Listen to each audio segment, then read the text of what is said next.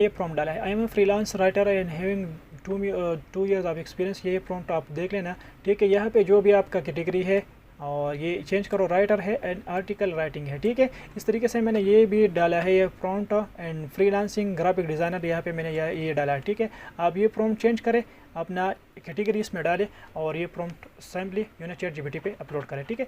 और ये बिल्कुल यूनिक कंटेंट आपको देता है। मैंने यहाँ पे ये चेक भी किया है आपके सामने कि मुझे हमारा जो है ना टाइम वेस्ट ना हो, तो मैंने यहाँ पे article writing 2 year of experience and यहाँ पे जो है ना ये मैंने यहाँ पे ये फाइवर के डिस्क्रिप्शन यहाँ पे मैंने डाल दिया है। तो ये 89% जो है ना, तकरीबन 90% ये क्या है, ये यूनिक है, ठीक है। और ये प्लेजराइज जो है ना 11% है। अगर आप भी इस तरीके से AI के रिलेटेड जितने भी टूल्स हैं मैं यहाँ पे अपलोड करता हूँ, अगर आप कंटेंट देना चाहते हैं तो हमारे चैनल को सब्सक्राइब करें। अगर अदर सोशल मीडिया पे आप ये वीडियो देखने